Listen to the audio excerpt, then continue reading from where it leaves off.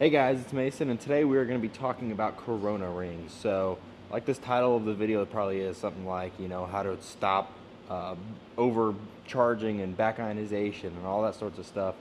One super helpful tip, besides, like different spray patterns, different techniques of actually spraying the powder, would be getting yourself a corona ring. Now, corona rings that we sell for like our electron systems here, I already have one on, but they'll come in little bags like this. It's basically just the corona ring, and then there's like an extra long screw. So how they are put on is, if you grab our gun here, on the back of the handle, there's a screw here. So you're gonna take the screw that's in the remote out and replace it with this longer screw that comes with the bag. And then it basically just pushes over the front and screws in on the back. You guys are probably asking, how does it work? What does it actually do? So, gonna go over it. So when you have your gun here, well, let's take this off so you can see it a little better.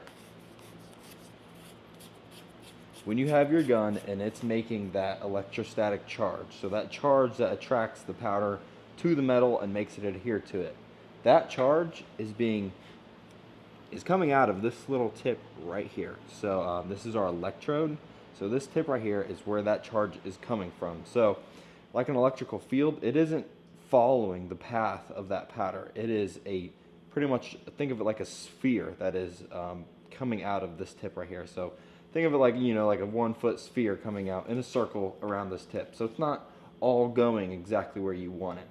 What this corona ring is doing is all that extra negative electrons that are flying in the air from this tip that it's producing, and that the ones that aren't sticking to the powder and being drawn to the parts, they're just flying everywhere. And what that can do is that overcharges your parts because they don't come with powder, they just go to the part, and then that's what causes your overcharging, the back ionization, things like that.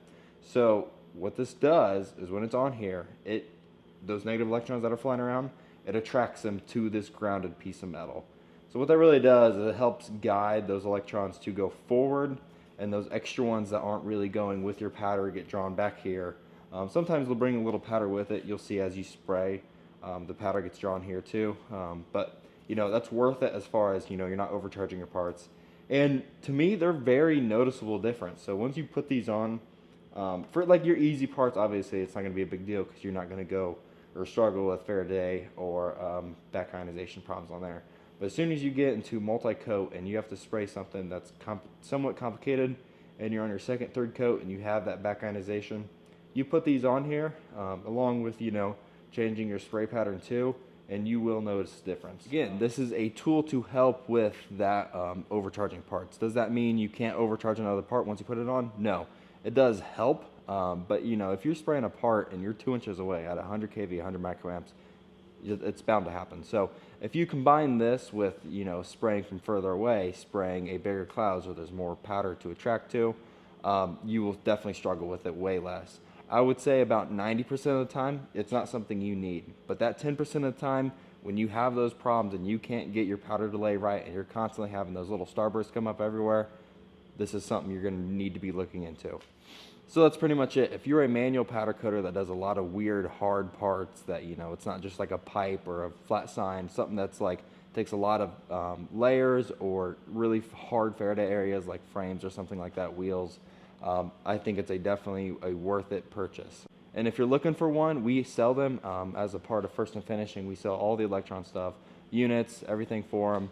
But yeah, thank you guys for watching the video. I really hope you learned something. If you have any more questions regarding this or anything electron gamer related, powder coating related even, I would be more than happy to help. But thank you guys for watching the video, and I'll see you next time.